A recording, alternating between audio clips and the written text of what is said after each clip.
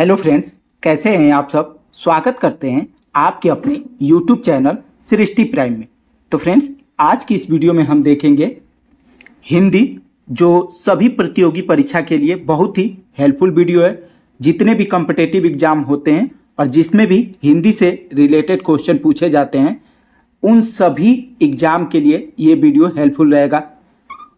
इसमें हम जितने भी ये हिंदी का प्रैक्टिस सेट है, और प्रैक्टिस सेट बोले तो जितने भी प्रीवियस ईयर है, जितने प्रीवियस ईयर एग्ज़ाम हुए हैं, उन सभी एग्ज़ाम से रिलेटेड जितने भी क्वेश्चन बन सकते हैं, उन्हीं सभी क्वेश्चनों को लेके हमने इस वीडियो में आए हुए हैं। तो बिना समय गंवाए चलिए स्टार्ट करते हैं आज का ये वीडियो। तो क्वेश्चन है, इससे पहले हमने 50 क्वेश्चन डिस्कस कर चुके हैं।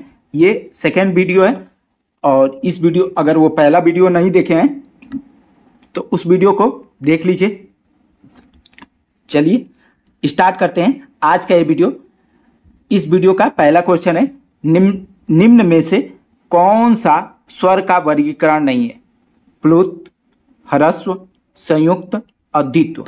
देखिए, पूछ रहा है कि इसमें से कौन सा स्वर नहीं है, स्वर का वर्गीकरण नहीं है। जो बाकी स्वर हैं और स्वर का वर्गीकरण किससे नहीं हुआ है। तो इस क्वेश्चन का देखिए, द्वित्व जो है ना, द्वित्व का वर्गीकरण, स्वर का वर्गीकरण, द्वित्व जो है स्वर का वर्गीकरण नहीं है। शेष जो तीनों है ना, स्वर के भेद हैं। मूलतः स्वर 3 प्रकार के होते हैं, ह्रस्व, दीर्घ और संयुक्त। मात्रा के आधार पे स्वर स्वर के 3 भेद होते हैं, ह्रस्व स्वर, दीर्घ स्वर और प्लुत स्वर। तो इस आधार पे इस क्वेश्चन का सही ऑप्शन हो जाएगा द्वित्व, डी ऑप्शन द्वित्व। चलिए अगला क्वेश्चन देखते हैं। अगला क्वेश्चन है, हिंदी वर्णमाला की री ध्वनि है स्वर, व्यंजन, संयुक्त व्यंजन, अर्ध स्वर। तो बताइएगा इस क्वेश्चन का सही ऑप्शन क्या हो जाएगा।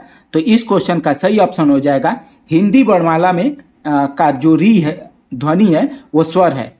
स्वर उन वर्णों को कहते हैं जिनका उच्चारण बिना अवरोध या किसी विघ्न या बाधा के होता है। सभी स्वर स्वतंत्र होते हैं। कौन कौन से स्वर होते हैं? स्वरों की संख्या 11 होती है। अ, आ, ई, उ, री, ए, ऐ, ओ, औ। ये 11 स्वर होते हैं। तो इसमें क्या हो जाएगा? री क्या हो जाएगा? ऑप्शन ए स्वर। आइए अगला क्वेश्चन देखते हैं। अगला क्वेश्चन क्या है? अगला क्वेश्चन है, ये व्यंजन और व्यंजन के परिभाषा, भेद और संख्या से हम लोग जितने भी क्वेश्चन बनेंगे इसमें देखेंगे। तो ओट्स अल्प प्राण घोष वर्ण का उदाहरण कौन सा है? भ, ब, प, फ। तो बताइएगा क्या बताना है हमको? ओट्स अल्प प्राण घोष वर्ण का उदाहरण। तो देखिए, जो इसमें ना भ है ना, भ ओट्स महाप्राण घोष वर्ण है, और बी ऑप्शन है ओट्स अल्प प्राण घोष वर्ण है। प क्या है? ओट्स अल्प प्राण अघोष वर्ण है, और फ ओट्स महाप्राण अघोष वर्ण है। तो इसमें पूछ रहा है क्या? ओट्स अल्प प्राण घोष वर्ण। तो क्या हो जाएगा? ब जो है ना, ये ऑप्शन सही हो जाएगा। बी ऑप्शन इसका ब सही हो जाएगा। तो अगला क्वेश्चन है, तालव्य ध्वनि कौन सी है?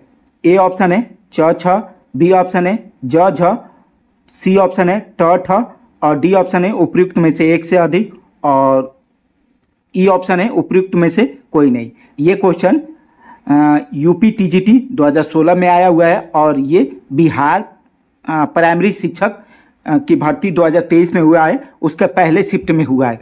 तो इस क्वेश्चन का सही ऑप्शन क्या हो जाएगा? तो देखिए, वे ध्वनियाँ जिनका उच्चारण जिह्वा तालु को स्पर्श करती है तालव्य ध्वनि कहलाती है। और हिंदी वर्णमाला में ना ई, च छ ज, च वर्ग, य और स तालव्य ध्वनियाँ हैं। तो इस क्वेश्चन का सही ऑप्शन हो जाएगा, इस क्वेश्चन का सही ऑप्शन हो जाएगा उपयुक्त में से एक से अधिक। उपयुक्त में से एक से अधिक हो जाएगा, क्योंकि च छ ज झ ये दोनों क्या है? तालव्य ध्वनियाँ। तो अब आइए अगला क्वेश्चन देखते हैं। अगला क्वेश्चन है, निम्नलिखित में से च वर्ण का उच्चारण स्थान है।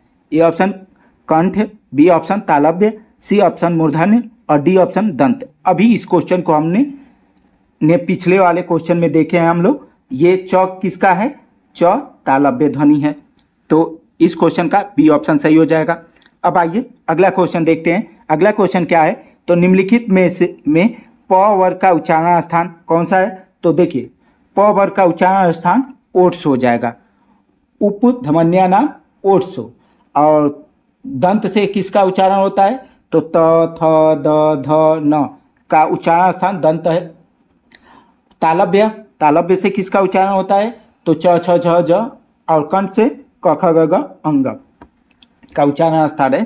तो अब आइए अगला क्वेश्चन देख रहे हैं। अगला क्वेश्चन क्या हो जाएगा? त्रिवेणी शब्द में त्रि वर्णों के योग से बना है। त्रि प्लस र, त प्लस र, त्रि प्लस र और त्रि प्लस त्र प्लस र। तो बताइएगा इस क्वेश्चन का सही ऑप्शन क्या हो जाएगा? तो इस क्वेश्चन का सही ऑप्शन क्या हो जाएगा वो बताना है। तो इस क्वेश्चन का सही ऑप्शन क्या हो जाएगा?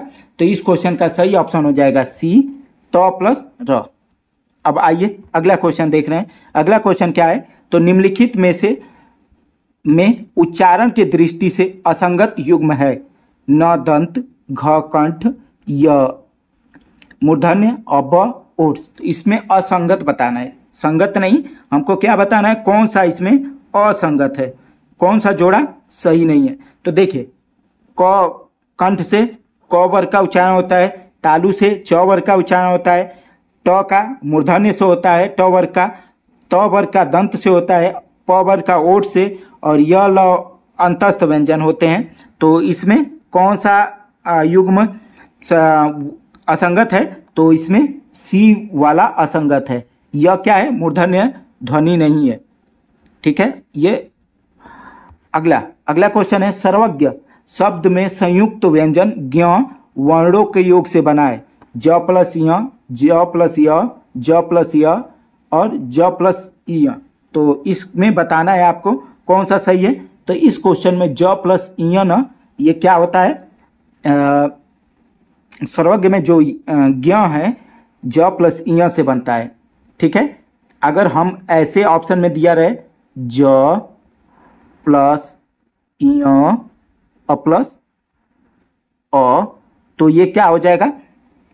ये भी सही है, क्योंकि ये आधा वर्ण हो जाएगा, ये आधा वर्ण होगा य, तब ये अ लग जाएगा। नहीं तो ये नहीं, ये अगर आधा नहीं रहता है तब ये इस अ का भी प्रयोग नहीं होगा। तो इस आधार पे कौन सा सही हो जाएगा? A option. अब आइए अगला क्वेश्चन देखते हैं। अगला क्वेश्चन क्या है? वर्ण और उच्चारण स्थान की दृष्टि से निम्नलिखित में असंगत युग्म है। ह कंठ, स तालव्य, ठ मूर्धन्य, स ओट्स। तो बताइएगा इस क्वेश्चन का सही ऑप्शन क्या हो जाएगा? तो इस क्वेश्चन का सही ऑप्शन हो जाएगा डी, स ओट्स। क्या हो जाएगा? स ओट्स से बोला असंगत होगा, क्योंकि स का उच्चारण स्थान क्या होता है? स का उच्चारण स्थान दंत होता है और इसमें असंगत पूछ रहा है, तो डी ऑप्शन असंगत हो जाएगा, क्योंकि कंठ से क वर्ग और ह बोला जाता है, तालु से ई वर्ग ई और ई च वर्ग और स बोला जाता है, और ट से ट वर्ग और ट वर्ग में मूर्धन्य से बोला जाता है, और जो स है ना, स उसी और दंत से जो होता है ना, दंत से ये स बोला जाता है, सपेरा वाला स। ठीक है। तो इस आधार पे इस क्वेश्चन का सही ऑप्शन डी है। अगला क्वेश्चन है। सूची 1 में 4 वर्णों के सूची 2 में उसके उच्चारण स्थान दिए गए हैं। सूची 1 का मिलान सूची 2 से कीजिए तथा नीचे दिए गए कुट से सही उत्तर चुनिए। स का बताना है इसमें से कौन सा किससे मिलान होगा। तो इसमें हमको देखिए, कंठ से कौन कौन से वर्ण बोले जाते हैं? कंठ से बोले जाते हैं क वर्ग, अ आ, तालु से ई वर्ग, च वर्ग, य और स बोला जाता है, मूर्धन्य से ट वर्ग, र और स बोला जाता है, दंत से त और श बोला जाता है, ओठ से प वर्ग और उ बोला जाता है, नासिका जो 5 वर्ण होते हैं पंचमाक्षर उस नासिका से बोले जाते हैं, तालव्य कंठ तालु ए ऐ अंतस्थ यर लव उष्म ह स तीनों होते हैं। तो इस आधार पे इस क्वेश्चन का सही ऑप्शन क्या हो जाएगा? तो देखिए स का उच्चारण दांत से क्या हो जाएगा? इस स का उच्चारण क्या हो जाएगा? ये देखिए इसमें मूर्धा, मूर्धा से किसका उच्चारण होता है? तो मूर्धा से ट ठ ढ। तो इसमें हमको मिलान करना है स, इसमें हमको मिलान करना है। तो देखिए हम क्या करेंगे ना, दांत से क्या हो जाएगा? दांत से स वर बोला जाता है। ये थोड़ा सा इसमें इस क्वेश्चन में मिसप्रिंट हो गया है। यहाँ पे ये स है, क्या है? ये स है और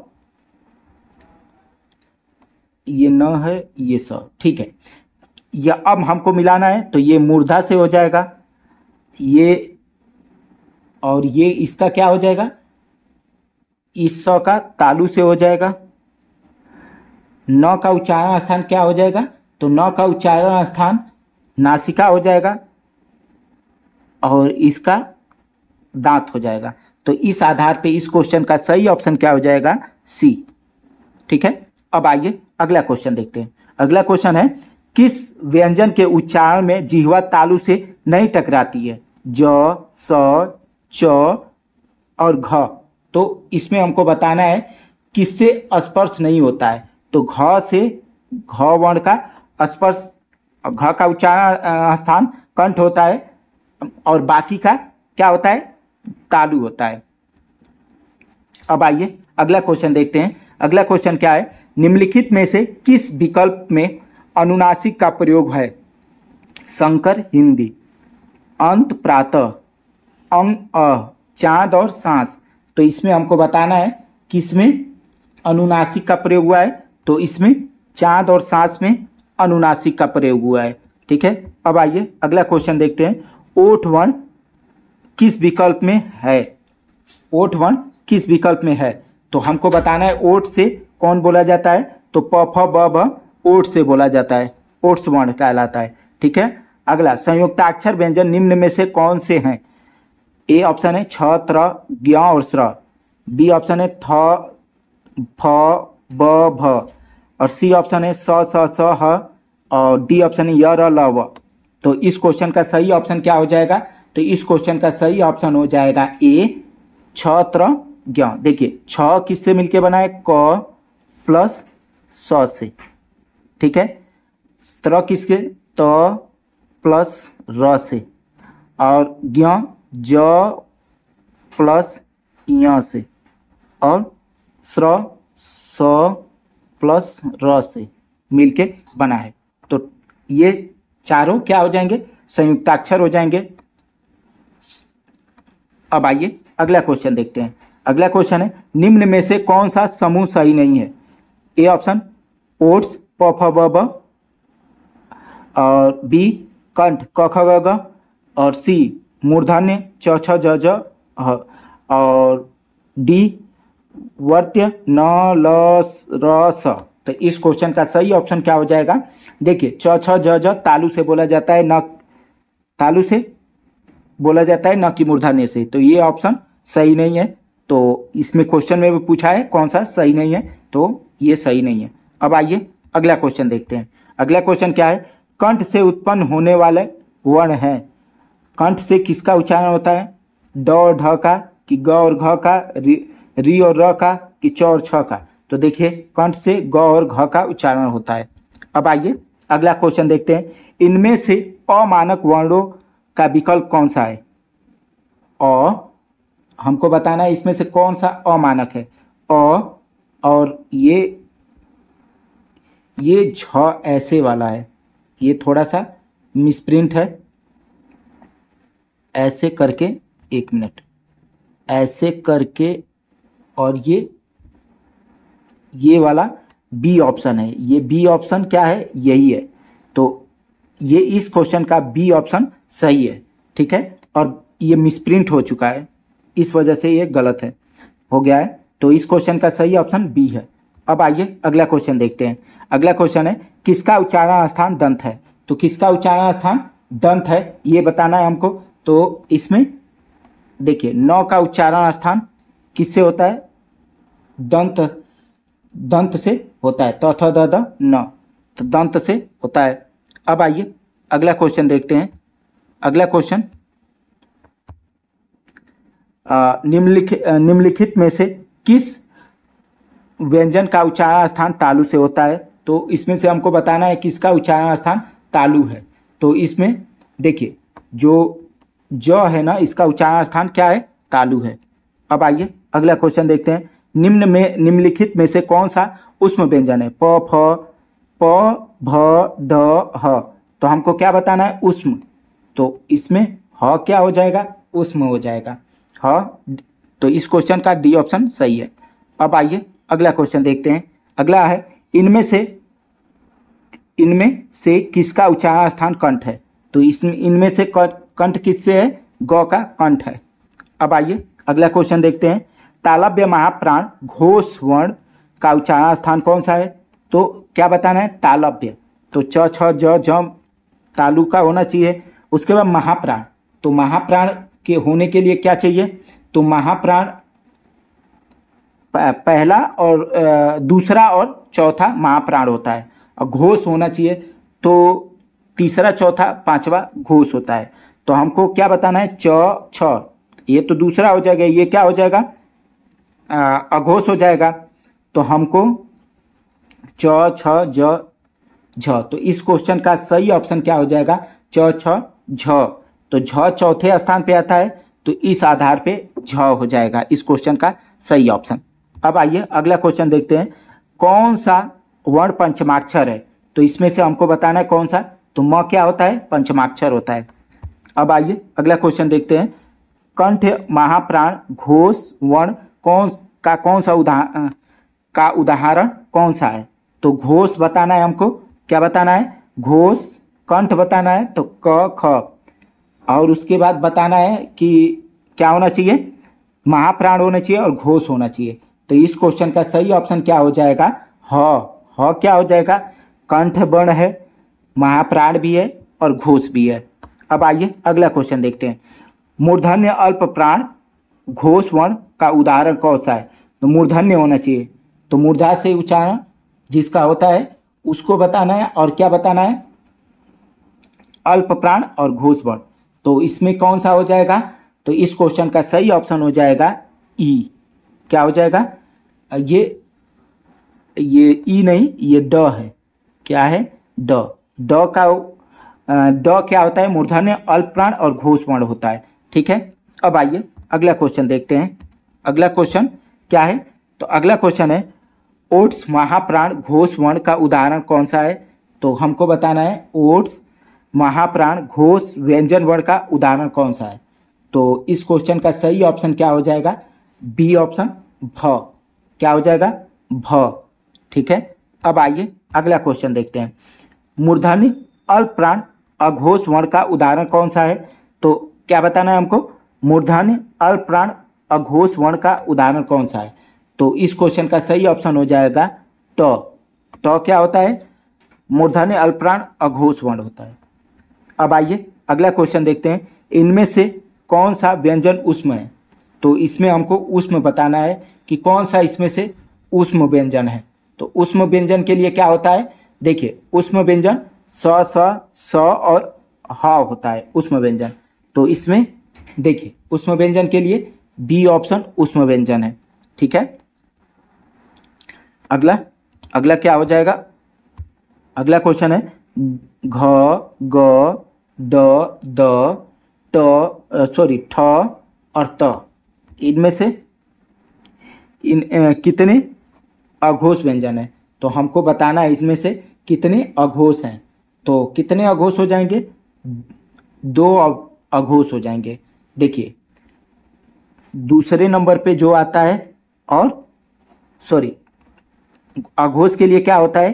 पहला और दूसरे नंबर पे जो आता है ना वो अघोष वर्ण होता है। तीसरा, चौथा और पांचवा ये क्या होता है? घोष या सघोष। ये क्या होता है? घोष या सघोष। ये अघोष होता है। क्या होता है? अघोष। ठीक है। तो इसमें क्या हो जाएगा? पहला दूसरा अघोष, तीसरा, चौथा और पांचवा घोष होता है। तो इस क्वेश्चन का सही ऑप्शन क्या हो जाएगा? तो इस क्वेश्चन का सही ऑप्शन हो जाएगा सी 2। अब आइए अगला क्वेश्चन देखते हैं। निम्नलिखित में से कौन सा व्यंजन अघोष है? तो देखिए, पहला ख, क, ख अघोष हो जाएगा। तो ख क्या है? अघोष वर्ण है। ग तो तीसरे पे आता है, ज भी तीसरे पे आता है, घ भी चौथे पे आता है। तो इस आधार पे ये सब नहीं होंगे।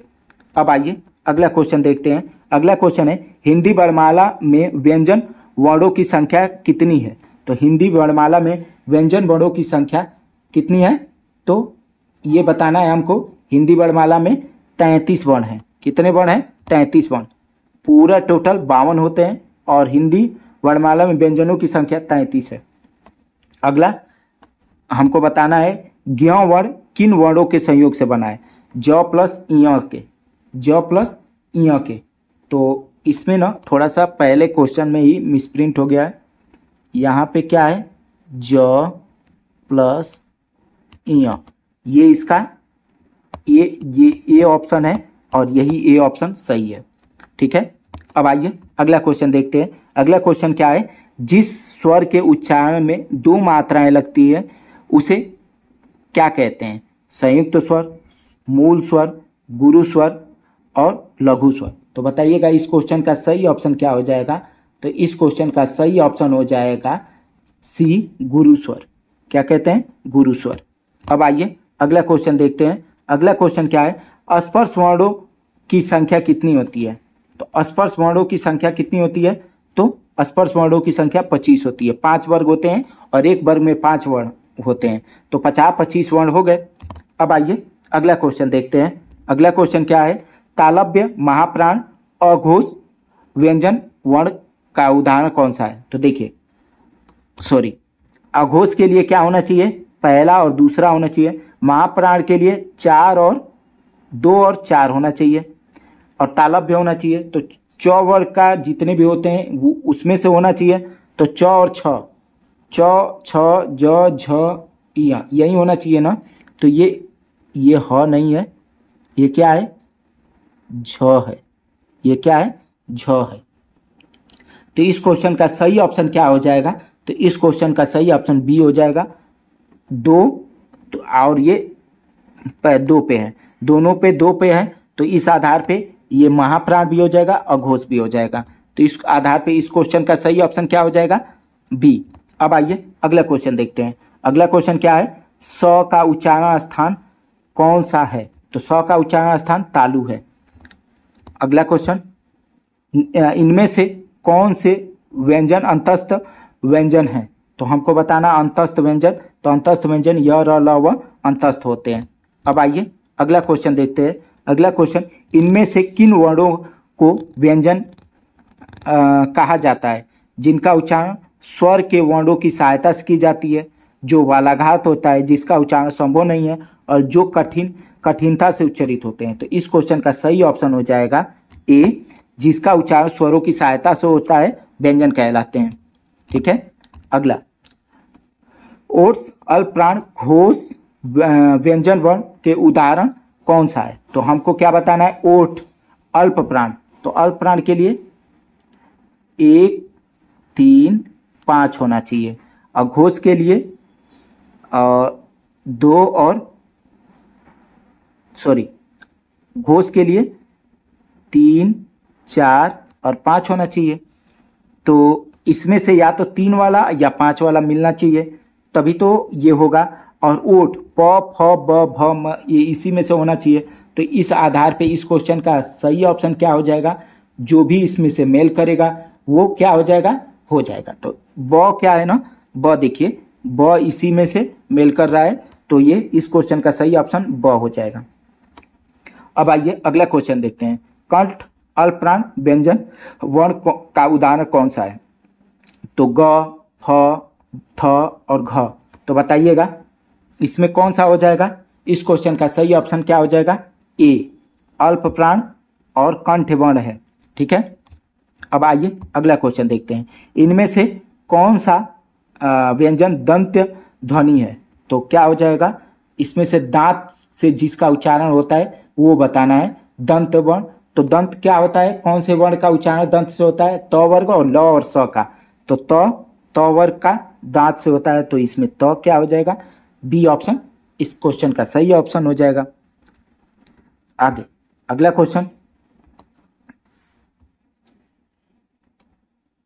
अगला क्वेश्चन है ट वर्ग का, ट वर्ग से किस प्रकार का व्यंजन, कंठ, तालु, मूर्धन्य और दंत। तो देखिए ट क्या हो जाएगा, मूर्धन्य है। ट का उच्चारण स्थान क्या होता है, मूर्धा से होता है। तो इस क्वेश्चन का सही ऑप्शन क्या हो जाएगा, कंठ से क वर्ण का उच्चारण होता है, च से तालु का होता है, और ट ठ ड मूर्धन्य से होता है, और दंत से त वर्ग का होता है। ठीक है, और प से प वर्ग का उच्चारण स्थान ओठ होता है। अब आइए अगला क्वेश्चन देख रहे हैं। अगला क्वेश्चन क्या है, अगला क्वेश्चन है कौन सा वर्ण उच्चारण की दृष्टि से दंत नहीं है। तो इसमें से बताना है कौन सा वर्ण है जिसका उच्चारण स्थान दंत नहीं है। तो इसमें से हम बताएंगे कि न होगा, कि त होगा, कि ट होगा, कि द होगा, कि किसका उच्चारण स्थान दंत नहीं है। तो किसका उच्चारण स्थान दंत नहीं होगा, तो ट का उच्चारण स्थान मूर्धा होता है। ठीक है, अब आइए अगला क्वेश्चन देख रहे हैं। दंत वर्ज्य महाप्राण घोष वर्ण का उच्चारण स्थान कौन सा है। तो इस क्वेश्चन का सही ऑप्शन क्या हो जाएगा, देखिए पहले थोड़ा सा इसके बारे में हम जान लेते हैं। ध वर्ण दंत वर्ज्य महाप्राण घोष वर्ण का उदाहरण है, और प्रत्येक वर्ग का पहला, तीसरा और पांचवा वर्ण अल्पप्राण होता है। और क ग अंग, च ज इ ट ड अण त द न और प ब म, ये क्या होता है ना, अल्पप्राण होता है। और वही दूसरा और चौथा क्या, और समस्त उष्म वर्ण क्या होता है, महाप्राण होता है। क घ छ जी झ ट ढ थ ध प और भ, फ और ब भ, और स स स ह, ये क्या होता है, महाप्राण होता है। तो इस आधार पे इस क्वेश्चन का सही ऑप्शन क्या हो जाएगा, तो इस क्वेश्चन का सही ऑप्शन हो जाएगा बी घ। अब आइए अगला क्वेश्चन देख रहे हैं। अगला क्वेश्चन क्या है, अगला क्वेश्चन है दंत वर्त्य अल्पप्राण घोष वर्ण का उदाहरण कौन सा है। तो हमको बताना है दंत वर्ण, दंत वर्ण का उदाहरण कौन सा हो जाएगा। तो दंत वर्ण का उच्चारण स्थान क्या हो जाएगा, तो इस जो त थ द ये दंत से उच्चारित होते हैं। तो इस आधार पे इस क्वेश्चन का सही ऑप्शन डी हो जाएगा। अब आइए अगला देखते हैं। इसमें ग ज झ ट और ट, च और ट, इनमें से तालव्य महाप्राण घोष वर्ण कितने हैं। तो तालव्य और क्या होना चाहिए, घोष होना चाहिए और महाप्राण होना चाहिए। तो इस क्वेश्चन का सही ऑप्शन क्या हो जाएगा, 0, एक भी नहीं है। अब आइए अगला क्वेश्चन देखते हैं। मूर्धन्य ह्रस्व स्वर का उच्चारण स्थान कौन सा है। तो मूर्धन्य होना चाहिए और क्या होना चाहिए, ह्रस्व स्वर होना चाहिए। तो इस क्वेश्चन का सही ऑप्शन क्या हो जाएगा, री मूर्धन्य वर्ण है और ह्रस्व भी है। अब आइए अगला क्वेश्चन देखते हैं। छ ध्वनि का उच्चारण स्थान कौन सा है। तो ओठ होगा, कि तालु होगा, कि वर्त्य होगा, कि दंत्य होगा। तो इसमें हमको बताना है छ का उच्चारण स्थान क्या होता है। तो छ तालु से बोला जाता है। अब आइए अगला क्वेश्चन देख रहे हैं। अगला क्वेश्चन, कौन सा तालव्य वर्ण नहीं है। स य च स, तो इसमें से कौन सा तालु से नहीं बोला जाता है। तो स, छोटा वाला स, सपेरा वाला स का उच्चारण स्थान तालु से नहीं होता है। तो फ्रेंड्स वीडियो कैसा लगा, वीडियो की क्वालिटी कैसी लगी और स्पेशली मेरी मेहनत कैसी लगी। अगर अच्छी लगी हो तो वीडियो को लाइक, चैनल को सब्सक्राइब और अपने दोस्त मित्र यार सगे संबंधी को भी वीडियो को शेयर करिए, ताकि वो भी इस वीडियो का लाभ ले सके और अपनी तैयारी को बेहतर से बेहतर बना सके। तो मिलते हैं कल की वीडियो में एक नई टॉपिक के साथ। आज आपसे लेते हैं विदा, धन्यवाद।